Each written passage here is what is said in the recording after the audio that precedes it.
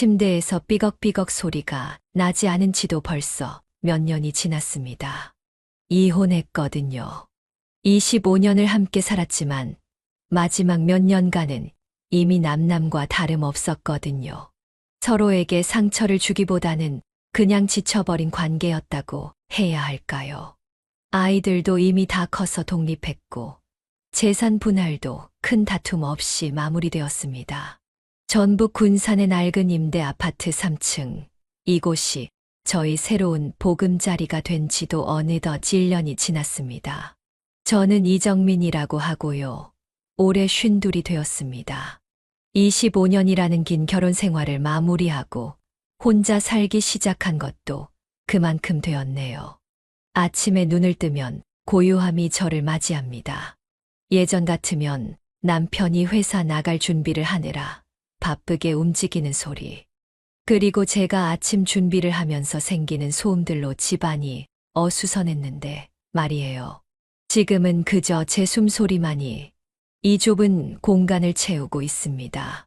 창문을 열어 바깥을 내다보면 이른 아침부터 출근길에 나선 사람들이 바쁘게 지나갑니다. 다들 어디론가 향하고 있고 누군가를 기다리고 있고 무언가를 이루기 위해 움직이고 있는 것 같아요. 하지만 저는 그저 여기 서서 그들을 바라보고만 있습니다. 마치 영화의 한 장면을 보는 관객처럼 말이에요. 혼자가 된 지금 그 고요함이 때로는 견디기 어려울 정도로 무겁게 느껴집니다. 점심때가 되어도 혼자, 저녁이 되어도 혼자, 밤이 되어도 혼자입니다. TV 소리를 크게 틀어도 그 공허함은 채워지지 않더라고요. 가끔은 그 긴 결혼 생활이 무엇이었나 하는 생각이 듭니다. 함께 웃고 울었던 시간들, 아이들을 키우며 바쁘게 보냈던 나날들이 이렇게 허무하게 끝나버린 것일까요? 하지만 후회는 하지 않습니다. 그때는 그것이 최선이었으니까요. 이제는 하루하루가 새로운 도전입니다. 혼자 장을 보고, 혼자 밥을 해 먹고, 혼자 청소를 하고, 혼자 잠자리에 듭니다. 처음에는 모든 것이 어색하고 어려웠지만, 이제는 조금씩 익숙해지고 있어요. 그래도 가끔은 누군가와 이야기를 나누고 싶을 때가 있습니다. 별것 아닌 일상의 이야기라도 함께 나눌 수 있는 사람이 있다면 얼마나 좋을까 싶어요. 하지만 이런 나이에 새로운 인연을 만든다는 것이 과연 가능할까요? 오늘도 어김없이 하루가 시작되었습니다. 여전히 비어있는 시간들이 저를 기다리고 있지만 그래도 살아가야겠지요. 어쩌면 이것도 인생의 한 과정이라고 받아들여야 할 때가 온 것 같습니다. 그런데 이상하게도 며칠 전부터 거실 식탁에서 삐걱삐걱 소리가 나기 시작했습니다. 침대에서는 이미 오래전부터 들리지 않던 그 소리가 이제는 식탁에서 들리다니 묘한 기분이 들었어요. 혼자 밥을 먹을 때마다 팔꿈치를 올려놓기만 해도 다리가 흔들리면서 소리를 냈거든요. 처음에는 그냥 참고 지냈습니다. 어차피 혼자 사는데 식탁이 조금 흔들린다고 해서 큰 문제가 될 게 있을까 싶었죠. 하지만 날이 갈수록 흔들림이 심해졌어요.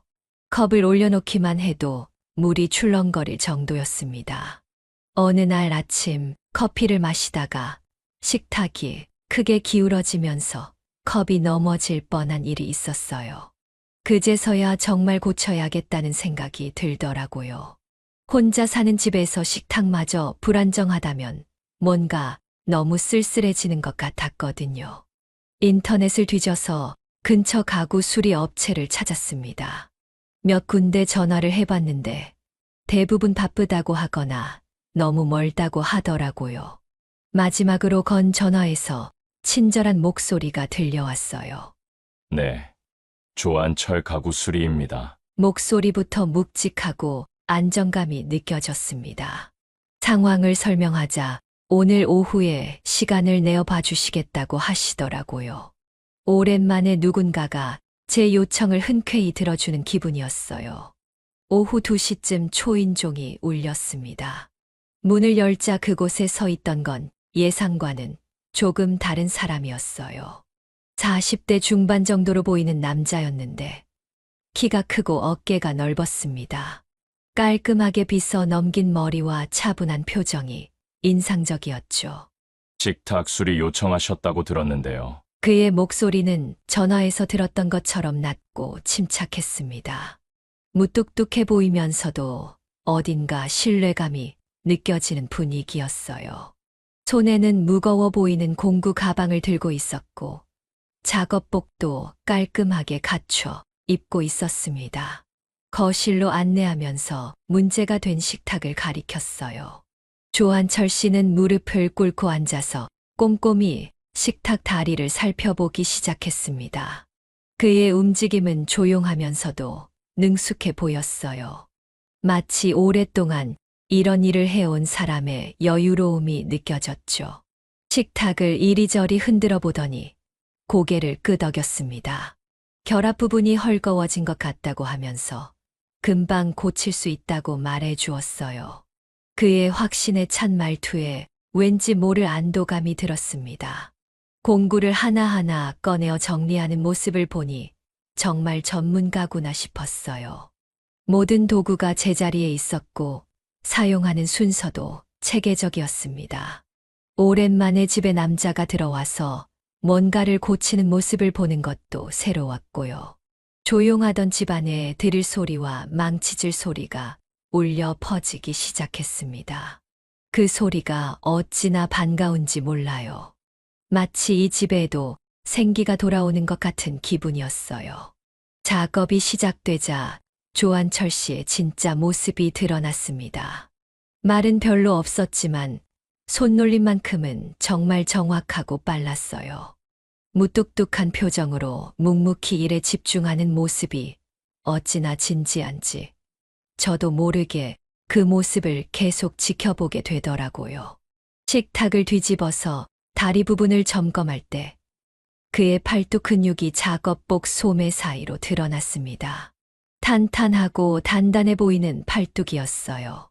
오랫동안 몸을 쓰는 일을 해온 사람만이 가질 수 있는 그런 근육이었죠.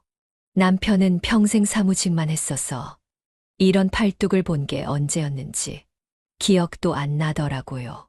드릴로 나사를 조이는 과정에서 그의 이마에 땀방울이 맺히기 시작했습니다.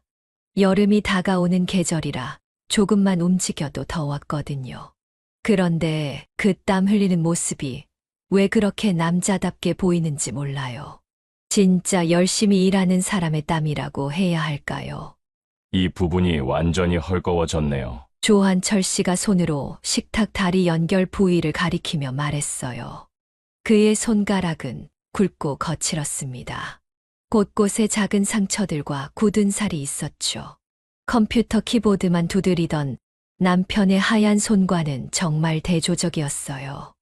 이런 손이야말로 진짜 남자의 손이 아닐까 싶었습니다. 작업을 하면서 그는 가끔 소매를 걷어 올렸어요. 그럴 때마다 팔뚝의 선명한 핏줄과 근육의 굴곡이 더 또렷하게 보였습니다. 혈기왕성한 40대 남자의 건강한 몸이 이런 건가 싶었죠.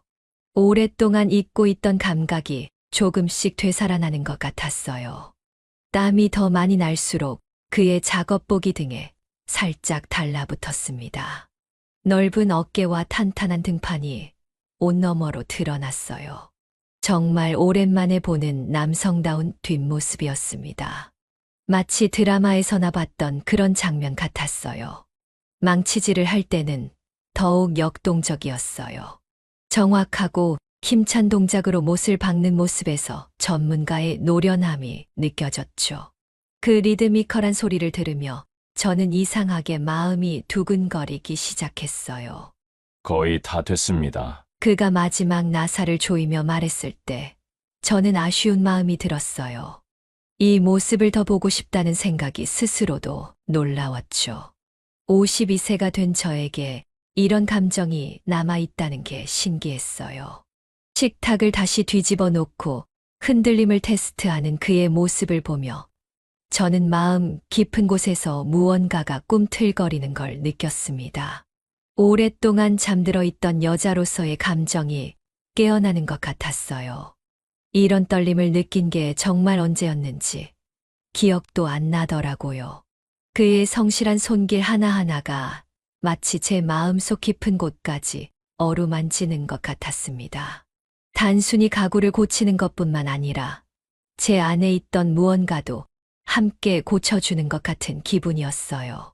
작업이 끝나갈 무렵 저는 이 시간이 끝나는 게 정말 아쉬워졌습니다. 다시 혼자가 되어야 한다는 생각에 마음 한구석이 허전해지더라고요. 식탁을 마지막으로 점검하며 조한철 씨가 일어섰습니다. 이제 정말 끝이구나 싶어서 마음 한편이 아쉬웠어요.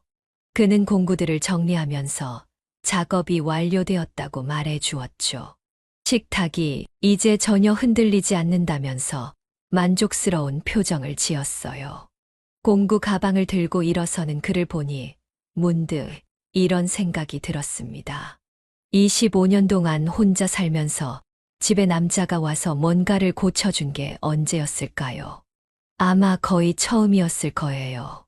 그래서인지 더욱 아쉬운 마음이 컸던 것 같아요.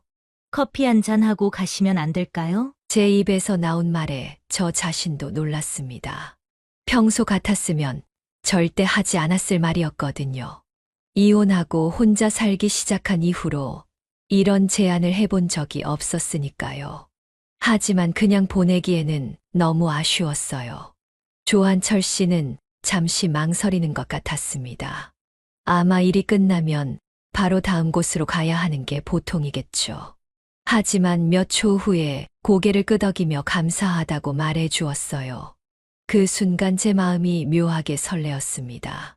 부엌에서 커피를 내리는 동안 조한철 씨는 거실에서 기다리고 있었어요. 혼자 커피 내리는 게 언제 이렇게 떨렸는지 모르겠더라고요. 평소보다 더 정성스럽게 커피를 내렸습니다. 오랜만에 누군가를 위해 무언가를 준비하는 기분이었어요. 커피 잔을 들고 거실로 나가니 조한철 씨가 소파에 조심스럽게 앉아 있었습니다. 뭔가 어색해 보였어요.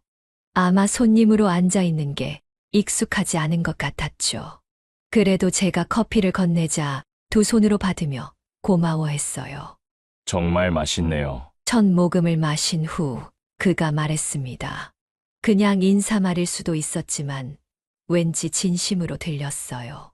저도 마주 앉으며 오랜만에 누군가와 함께 커피를 마시는 기분을 만끽했습니다. 처음에는 정말 어색했어요. 서로 뭘 말해야 할지 몰라서 그냥 커피만 마시고 있었죠. 그런데 이상하게도 그 침묵이 불편하지 않았어요. 이혼 후 1년 동안 혼자 지내면서 느꼈던 고독한 침묵과는 전혀 다른 종류였습니다. 창밖을 바라보며 조한철 씨가 이 동네 참 조용하다고 말했어요. 저도 그렇다고 대답하면서 자연스럽게 대화가 시작되었죠. 별것 아닌 이야기들이었지만 이혼 후 1년 동안 누군가와 나누는 제대로 된 대화가 처음이라서 모든 말이 새롭게 느껴졌어요. 그는 이 일을 15년째 하고 있다고 했습니다. 원래는 대기업에서 일했는데 중년에 새로운 도전을 하고 싶어서 기술을 배웠다고 하더라고요. 손으로 뭔가를 만들고 고치는 일이 마음에 맞는다면서 만족스러워했어요. 저도 제 이야기를 조금씩 했습니다. 25년 결혼 생활을 마치고 이혼한 지 1년이 되었다는 것, 혼자 살면서 가끔 이런 집안일이 어렵다는 것들을 말이에요. 그는 조용히 들어주었어요. 판단하거나 동정하는 기색 없이 그냥 담담하게 들어주는 모습이 고마웠습니다. 혼자 사시느라 힘드실 텐데요. 그의 말에는 진심 어린 걱정이 담겨 있었어요. 오랫동안 아무도 제 안부를 진심으로 물어보지 않았었는데 처음 만난 사람이 이렇게 따뜻하게 말해주니 마음 한구석이 뭉클해졌습니다. 커피 잔이 비어갈 무렵 우리 사이에는 묘한 기류가 흐르고 있었어요. 어색함은 사라지고 대신 은근한 친밀감이 자리 잡고 있었죠. 처음 만난 사이라고는 믿기지 않을 정도로 편안한 분위기였습니다. 조한철 씨가 돌아간 후 며칠이 지났습니다. 그런데 이상하게도 자꾸 그 사람 생각이 나더라고요. 함께 마셨던 커피의 향, 조용하지만 따뜻했던 그의 목소리, 그리고 마지막에 나눴던 작은 인사까지. 이혼 후 1년 동안 이런 감정을 느껴본 적이 없었는데 말이에요. 그러던 어느 날 정말 운명 같은 일이 일어났습니다. 침실 붙박이장 서랍이 제대로 열리지 않기 시작한 거예요. 억지로 당기면 삐걱거리면서 겨우 열렸는데 닫을 때는 더 심했어요. 완전히 들어가지 않아서 항상 조금씩 튀어나와 있었죠. 처음에는 그냥 참고 쓰려고 했어요. 하지만 마음 한편으로는 이것도 고쳐야겠다는 생각이 계속 들더라고요. 아니, 솔직히 말하면 조한철 씨를 다시 보고 싶다는 마음이 더 컸을지도 모르겠어요. 핸드폰을 꺼내서 그의 번호를 한참 들여다봤습니다. 전화를 걸까 말까 고민하면서 말이에요. 혹시 제 마음을 들키는 건 아닌가 싶어서 망설여지더라고요. 하지만 결국 용기를 내어 전화를 걸었어요. 안녕하세요. 조한철입니다. 그의 목소리를 다시 들으니 가슴이 두근거렸습니다. 며칠 전 식탁을 고쳐주셨던 이정민이라고 자기소개를 하자 그는 바로 기억한다며 반가워했어요. 그 반응에 제 마음이 한결 가벼워졌죠. 붙박이장 서랍 문제를 설명하자 오늘 오후에 시간이 된다고 하더라고요. 전화를 끊고 나서 저는 거울 앞에 서서 옷을 다시 골라 입었어요. 첫 번째 만났을 때보다 조금 더 신경 써서 말이에요. 오후 3시 초인종이 울렸습니다. 문을 열자 조한철 씨가 서 있었어요. 며칠 전과 똑같은 작업복을 입고 있었지만 왠지 더 반가워 보였어요. 저도 모르게 환한 미소를 지으며 그를 맞이했죠. 또 뵙게 되네요. 그의 인사에 저도 자연스럽게 대답했어요. 이번에는 처음 만났을 때보다 훨씬 편안한 분위기였습니다. 침실로 안내하면서 문제가 된 서랍을 보여주었어요. 조한철 씨는 서랍을 이리저리 열어보며 문제점을 파악하기 시작했습니다. 레일 부분이 낡아서 제대로 움직이지 않는다고 하더라고요. 부품을 교체하면 금방 해결될 문제라면서 안심시켜 주었어요. 작업을 시작하자 지난번과 똑같은 진지한 모습이 나타났습니다. 하지만 이번에는 제가 더 가까이에서 지켜볼 수 있었어요. 침실이라는 공간 때문인지 분위기도 더 은밀하고 친밀하게 느껴졌죠. 서랍을 완전히 빼내는 과정에서 조한철 씨가 제게 도움을 요청했어요. 서랍의 한쪽 끝을 잡아달라고 하면서 말이에요. 함께 서랍을 들어 올리는 순간 우리 손이 스쳤습니다. 조심하세요. 그가 걱정스러운 목소리로 말했을 때 저는 온몸에 전기가 흐르는 것 같은 감각을 느꼈어요. 단순한 접촉이었지만 마치 오래전부터 기다려왔던 순간 같았죠.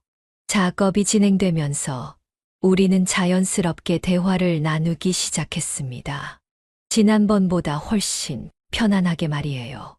그는 제가 혼자 살면서 힘들지 않느냐고 걱정해 주었고, 저는 그의 일상에 대해 궁금해했어요. 대화를 나누며 서로를 바라보는 시간이 점점 길어졌습니다. 그의 눈빛 속에서 뭔가 다른 감정을 읽을 수 있었어요. 단순한 친절이나 예의가 아닌 더 깊은 무언가 말이에요. 그리고 제 마음도 점점 더 크게 흔들리고 있었죠. 새로운 레일을 설치하는 과정에서 조한철 씨가 다시 제게 도움을 요청했습니다. 서랍을 제자리에 끼워 넣으려면 두 사람이 함께 해야 한다면서 말이에요. 저는 그의 지시에 따라 서랍의 한쪽을 잡았고 그는 반대편을 맡았죠. 천천히 밀어주세요. 그의 부드러운 목소리가 침실에 울려 퍼졌습니다. 함께 서랍을 밀어넣는 과정에서 우리 손이 계속 스쳤어요. 처음에는 우연이었지만 점점 그 접촉이 의도적인 것처럼 느껴지기 시작했죠. 손끝이 닿을 때마다 온몸에 전류가 흐르는 것 같았어요. 25년 결혼 생활 동안에도 이런 떨림을 느껴본 적이 없었는데, 이혼 후 1년 만에 이런 감정을 경험하게 되다니 정말 예상치 못한 일이었습니다. 조한철 씨도 뭔가를 느끼고 있는 것 같았어요. 평소보다 더 자주 저를 바라봤고 시선이 마주칠 때마다 미묘한 긴장감이 흘렀죠. 서로 말로 표현하지는 않았지만 공기 중에 무언가가 변하고 있다는 걸 느낄 수 있었어요. 작업을 하면서 우리는 조금씩 더 가까워졌습니다. 물리적으로도 그렇고 감정적으로도 말이에요. 그가 공구를 건네달라고 할 때, 제가 서랍을 잡아달라고 부탁할 때, 그런 사소한 순간들이 모두 특별하게 느껴졌어요. 혼자 계시면 정말 외로우실 것 같아요. 갑자기 조한철 씨가 말했습니다. 그 말에 제 마음이 무너져 내리는 것 같았어요. 이혼 후 1년 동안 아무에게도 털어놓지 못했던 외로움을 그가 알아주는 것 같았거든요. 저도 솔직하게 대답했어요. 정말 외롭다고, 때로는 견디기 힘들 정도라고 말이에요. 그러자 그의 눈빛이 더욱 따뜻해졌습니다. 마치 저의 아픔을 이해한다는 듯이 말이에요. 대화를 나누면서 우리는 서로의 외로움에 대해 이야기했습니다. 그도 혼자 살면서 느끼는 고독함이 있다고 했어요. 서로 비슷한 상황에 있다는 걸 알게 되니 더욱 가까워지는 기분이었죠. 어느 순간 작업을 멈추고 서로를 바라보고 있었습니다. 말없이 오래도록 시선을 나누면서 서로의 마음을 읽고 있었어요. 그의 눈 속에서 저와 같은 갈망을 발견했을 때 저는 더 이상 참을 수 없었습니다. 먼저 다가간 건 제가 아니었어요. 조한철 씨가 조심스럽게 제 손을 잡았습니다. 그 순간 모든 게 자연스럽게 흘러갔어요. 오랫동안 억눌러왔던 감정이 터져 나오는 것 같았죠. 서로를 끌어안았을 때 그 감촉은 정말 오랜만이었어요. 따뜻하고 단단한 그의 품 안에서 저는 비로소 살아있음을 느꼈습니다. 이혼 후 메말라 있던 제 마음에 다시 생기가 돌기 시작했어요. 입술이 맞닿는 순간 세상이 멈춘 것 같았습니다. 부드러우면서도 열정적인 키스 속에서 우리는 서로의 외로움을 달래주었어요. 오랫동안 잊고 있던 여자로서의 감정이 되살아나는 기분이었죠. 그날 오후 침실에서 우리는 진한 사랑을 나누었습니다. 52세가 되어서야 느껴보는 진짜 사랑의 감정이었어요. 25년 결혼 생활에서도 경험해보지 못했던 깊은 만족감과 행복감이 온몸을 감쌌습니다. 그날 이후 조한철 씨와의 만남이 자주 이어졌습니다. 처음에는 정말 집안의 이런저런 것들을 고치는 명목이었어요. 화장실 변기 물탱크가 고장났다거나 베란다, 문짝이 잘 안 닫힌다거나 하는 식으로 말이에요. 하지만 점점 그런 핑계들도 필요 없어졌죠. 조한철 씨는 정말 다정한 사람이었어요. 일을 마치고 나서 항상 제가 괜찮은지 물어봐 주었거든요. 혼자 사는 게 힘들지 않느냐며 걱정해 주는 모습에서 진심이 느껴졌죠. 25년 결혼 생활 동안 남편에게서 받아보지 못했던 그런 세심한 배려였어요. 혹시 무거운 것들 일 있으시면 언제든 연락하세요. 그의 말 한마디 한마디에는 정말 따뜻함이 담겨 있었습니다. 단순한 사업상의 인사가 아니라 진짜 저를 걱정해 주는 마음에서 나오는 말이라는 게 느껴졌어요. 그런 진심 어린 말투에 저는 조금씩 마음을 열어가고 있었죠. 처음에는 경계심도 있었어요. 이혼한 지 1년밖에 안 된 상황에서 새로운 사람과 이런 관계를 갖는 게 과연 옳은 일인가 하는 생각도 들었거든요. 하지만 조한철 씨의 조용하고 차분한 성격이 그런 제 마음의 벽을 조금씩 허물어뜨렸습니다. 그는 절대 저를 재촉하지 않았어요. 제가 준비될 때까지 기다려주는 모습이 정말 고마웠죠. 가끔 제가 과거 이야기를 할 때도 판단하지 않고 그냥 들어주었어요. 그런 모습에서 진짜 어른의 여유로움을 느꼈습니다. 어느 날부터는 조한철 씨가 오는 날이 기다려지기 시작했어요. 그가 올 거라는 생각만 해도 마음이 설레었죠. 아침에 일어나서 옷을 고를 때도 평소보다 신경이 쓰였고 집안 정리도 더 꼼꼼히 하게 되었어요. 함께 차를 마시며 나누는 대화 시간이 점점 길어졌습니다. 처음에는 30분 정도였는데 나중에는 2시간씩 앉아서 이야기를 나누곤 했어요. 그의 삶에 대한 이야기, 제 지난날에 대한 이야기들이 자연스럽게 오갔죠.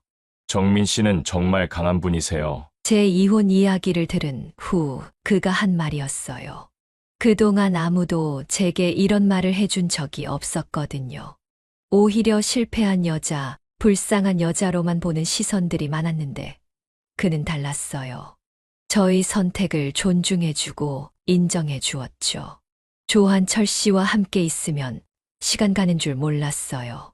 그의 잔잔하고 차분한 목소리를 듣고 있으면 마음이 편안해졌거든요. 이혼 후 1년 동안 느껴왔던 공허함과 외로움이 그와 함께 있을 때만큼은 사라졌죠. 어느 순간부터는 그가 집에 올 때마다 작은 선물을 가져오기 시작했어요. 길에서 산 꽃 한 송이라든지 맛있다고 소문난 빵집의 빵이라든지 하는 소소한 것들이었죠. 그런 작은 배려들이 제 마음을 더욱 따뜻하게 만들었어요. 점점 저는 그가 없는 시간이 허전하게 느껴지기 시작했습니다. 혼자 있을 때면 자꾸 그 생각이 났어요. 지금 뭘 하고 있을까? 오늘은 언제 올까 하는 생각들 말이에요. 52세가 되어서 이런 감정을 느끼게 될 줄은 정말 몰랐어요. 그와의 관계가 깊어질수록 저는 새로운 제 자신을 발견하게 되었습니다. 25년 결혼 생활에서는 한 번도 느껴보지 못했던 설렘과 기대감이 매일매일 새로웠어요. 마치 20대로 돌아간 것 같은 기분이었죠. 그런 평온한 일상이 깨진 건 어느 토요일 오후였습니다. 조한철 씨가 와서 베란다 선반을 고쳐주고 있을 때였어요. 저는 그 옆에서 공구를 건네주며 이런저런 이야기를 나누고 있었죠. 정말 자연스럽고 편안한 시간이었는데 말이에요. 갑자기 현관문이 열리는 소리가 들렸습니다. 열쇠 소리가 나더니 엄마, 왔어요. 라는 목소리가 들려왔어요. 제 딸 수진이었습니다. 서울에서 직장을 다니고 있는데 갑자기 내려온 거였어요. 순간 제 머리가 하얗게 변했습니다. 조한철 씨와 함께 있는 모습을 딸에게 들키게 된 거였어요. 아직 제 새로운 관계에 대해 딸에게 이야기할 준비가 되어 있지 않았거든요. 수진이가 베란다로 들어서는 순간 저와 조한철 씨가 함께 있는 모습을 목격했습니다. 공구를 건네주려던 제 손이 그의 손과 스치고 있던 바로 그 순간이었어요. 딸의 얼굴이 순식간에 굳어지는 게 보였죠. 엄마, 이분은 누구세요? 수진이의 목소리에는 이미 경계심이 묻어 있었어요. 조한철 씨는 당황한 기색을 감추지 못하며 급히 인사를 했습니다. 가구 수리공이라고 자기소개를 했지만 딸의 표정은 점점 더 굳어져만 갔어요. 저는 어쩔 줄 몰라 하며 딸에게 설명을 시작했습니다. 집안 가구들이 고장나서 수리를 부탁했다고, 조한철 씨가 도움을 많이 주고 있다고 말이에요. 하지만 딸의 눈빛은 점점 더 차가워지고 있었죠. 조한철 씨는 분위기를 눈치채고 서둘러 작업을 마무리했습니다. 공구들을 정리하며 다음에 다시 오겠다고 말했지만 딸이 있는 상황에서는 어색할 수밖에 없었어요. 그럼 이만 가보겠습니다. 조한철 씨가 인사를 하며 현관으로 향했을 때 수진이는 대답도 하지 않았어요. 그저 차갑게 바라보기만 했죠. 문이 닫히고 나서야 딸의 폭발이 시작되었습니다. 아빠와 살던 집에서 이게 무슨 짓이에요? 수진이의 목소리에는 분노와 실망이 가득했어요. 눈에는 눈물이 고여 있었고 몸 전체가 떨리고 있었죠. 25년 결혼 생활을 함께 보낸 이 집에서 다른 남자와 있는 제 모습이 딸에게는 충격이었을 거예요. 저는 딸을 달래려고 했지만 소용없었어요. 수진이는 계속해서 울분을 토해냈습니다. 아빠를 배신하는 거냐고. 이혼한 지 겨우 1년밖에 안 됐는데 벌써 다른 남자를 만나느냐고 말이에요. 딸의 말 하나하나가 제 가슴에 비수처럼 꽂혔습니다. 물론 딸의 입장에서는 충분히 그럴 수 있다고 생각했어요. 하지만 제 마음도 이해해 주기를 바랐던 것도 사실이었죠. 엄마가 얼마나 외로웠는지 알아? 제가 간신히 한 말이었지만 딸은 듣지 않았어요. 그저 실망했다는 말만 반복하며 눈물을 흘렸죠. 제가 이혼 후 힘들게 지냈다는 걸 알면서도 이런 반응을 보이는 딸이 서운하기도 했어요. 그날 밤 수진이는 제 방에서 잠을 잤고 저는 거실 소파에서 밤을 지새웠습니다. 딸과의 갈등 때문에 마음이 무거웠어요. 조한철 씨와의 관계도 어떻게 해야 할지 모르겠더라고요. 다음 날까지도 딸은 저와 제대로 된 대화를 하지 않았어요. 그저 차갑게 대하며 실망감을 드러낼 뿐이었죠. 제 새로운 행복이 딸에게는 배신으로 느껴진다는 게 너무 속상했습니다. 딸과의 갈등으로 며칠을 힘들게 보내던 중 저에게 독감이 찾아왔습니다. 아마 스트레스 때문이었을 거예요. 갑자기 고열이 나면서 온몸이 아프기 시작했죠. 평소 같았으면 혼자서도 충분히 견딜 수 있었을 텐데 그날은 정말 심했어요. 수진이는 여전히 저에게 차가운 태도를 보이고 있었지만 제가 아픈 모습을 보고는 걱정스러워했어요. 병원에 가자고 했지만 저는 집에서 쉬면 괜찮아질 거라고 했죠. 하지만 밤이 되자 열이 더욱 올라갔습니다. 새벽 2시쯤 저는 의식을 잃고 쓰러졌어요. 화장실에 가려다가 갑자기 어지러워서 바닥에 주저앉은 거였죠. 다행히 수진이가 소리를 듣고 와서 저를 발견했어요. 딸은 당황해서 어쩔 줄 모르더라고요. 저는 한철 씨에게 전화를 좀 해달라고 수진이에게 얘기했어요. 새벽 시간임에도 불구하고 조한철 씨는 바로 달려왔다고 하더라고요. 나중에 들은 이야기지만 30분 만에 우리 집에 도착했다고 해요. 조한철 씨는 저를 침대로 옮겨주고 젖은 수건으로 열을 내려주기 시작했습니다. 딸은 그 모습을 지켜보면서 무언가를 느꼈을 거예요. 그가 얼마나 정성스럽게 저를 돌봐주는지 말이에요. 밤새도록 조한철 씨는 제 곁을 지켜주었다고 해요. 해열제를 먹여주고 물수건으로 계속 열을 식혀주고 중간중간 체온을 재면서 상태를 확인했다고 하더라고요. 수진이는 그런 그의 모습을 조용히 지켜보고 있었어요. 정민 씨, 괜찮으세요? 새벽 내내 들려오던 조한철 씨의 걱정스러운 목소리가 희미하게 기억납니다. 그가 얼마나 진심으로 저를 걱정해주고 있는지 목소리만 들어도 알 수 있었어요. 이런 정성스러운 간병을 받아본 게 언제였는지 기억도 안 나더라고요. 다음 날 아침 열이 조금 내려가고 의식이 또렷해졌을 때 저는 소파에 앉아있는 수진이를 발견했어요.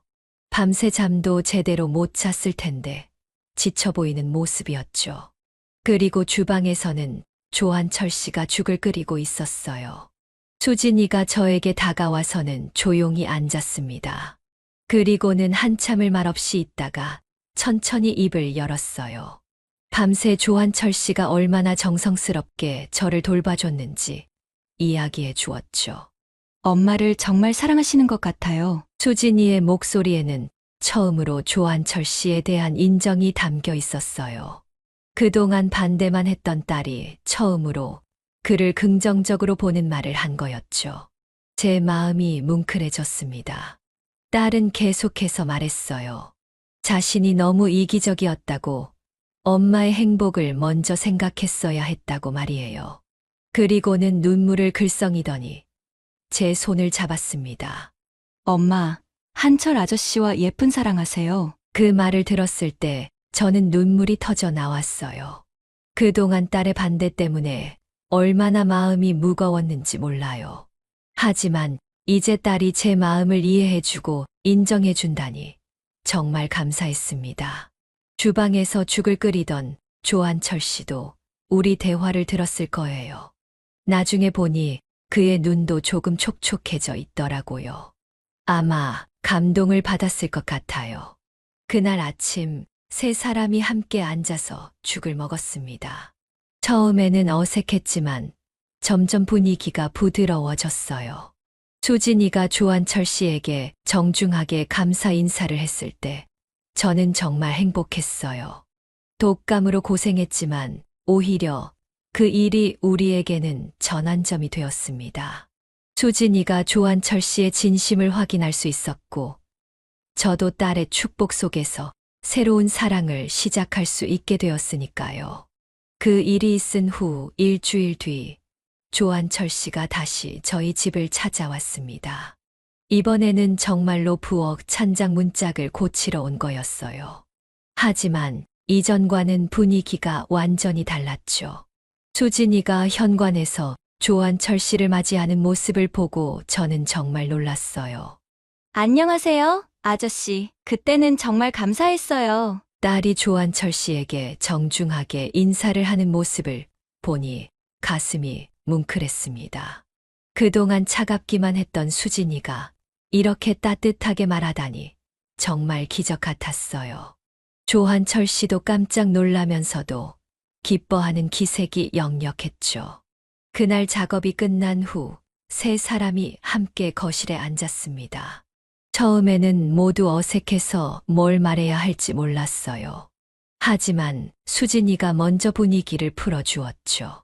조한철 씨에게 어떤 일을 하시는지, 가족은 어떻게 되시는지 자연스럽게 물어보더라고요. 조한철 씨는 차분하게 자신의 이야기를 들려주었어요. 혼자 살고 있다는 것, 이 일을 시작하게 된 계기, 그리고 저를 만나게 된 것이 얼마나 큰 행복인지를 진솔하게 말해 주었죠. 수진이는 그 이야기를 진지하게 들어주었어요. 엄마를 잘 부탁드려요. 마침내 수진이가 한 말이었습니다. 그 말에 조한철 씨는 깊게 고개를 숙이며 약속하겠다고 대답했어요. 그 순간 저는 눈물이 날 것 같았습니다. 딸의 축복을 받으며 새로운 사랑을 시작할 수 있게 된 거니까요. 그날 저녁 수진이가 서울로 올라간 후 저와 조한철 씨는 오랜만에 둘만의 시간을 가졌습니다. 딸의 축복을 받았다는 것이 이렇게 마음을 가볍게 만들어주는지 몰랐어요. 모든 것이 자유로워진 기분이었죠. 조한철 씨도 마찬가지였을 거예요. 그동안 조심스러워했던 모든 것들에서 해방된 것 같았거든요. 우리는 마주 앉아서 앞으로의 계획에 대해서도 이야기를 나누었어요. 그날 밤 우리는 다시 한번 뜨거운 사랑을 나누었습니다.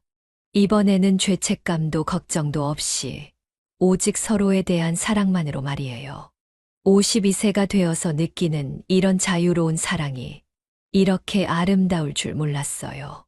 이제 조한철 씨는 거의 매일 저희 집에 와요. 가구를 고치러 오는 것이 아니라 그냥 저를 보러 오는 거죠. 함께 장을 보기도 하고 근처 카페에서 차를 마시기도 해요. 동네 사람들이 우리를 부부로 알 정도가 되었어요. 가끔 수진이가 내려와서 셋이 함께 시간을 보내기도 합니다. 처음의 어색함은 이제 완전히 사라졌어요. 수진이는 조한철 씨를 진짜 가족처럼 대하고 조한철 씨도 딸을 친딸처럼 아껴주고 계세요. 이혼 후 1년 동안 비어있던 제 인생에 다시 사랑이 찾아왔습니다. 52세의 나이에 새로운 시작을 할 수 있다는 것을 깨달았어요. 나이는 단지 숫자일 뿐이고 진정한 사랑에는 때라는 것이 없다는 걸 조한철 씨를 통해 배웠습니다. 지금 저는 정말 행복해요. 매일 아침 눈을 뜰 때마다 설레는 마음이 들어요. 오늘은 또 어떤 좋은 일이 있을까 하면서 말이에요. 25년 결혼 생활에서는 한 번도 느껴보지 못했던 그런 설렘이에요. 오늘의 사연 어떠셨나요? 제 새로운 사랑 이야기가 여러분에게도 희망과 용기를 주었으면 좋겠어요. 나이가 들어도 새로운 시작은 언제든 가능하다는 것을 보여주는 따뜻한 이야기였습니다. 재밌게 들으셨다면 구독과 좋아요 버튼 꼭 눌러주시고 알림 설정도 해주세요. 그리고 저에게 힘찬 응원의 댓글도 많이 남겨주시면 정말 감사하겠습니다. 여러분의 관심과 사랑이 더 좋은 사연을 만들어가는 원동력이 됩니다. 다음에도 더욱 감동적인 사연으로 찾아뵐게요. 지금까지 인생의 후반부를 이야기하다지의 사연이었습니다. 끝까지 들어주셔서 진심으로 감사합니다.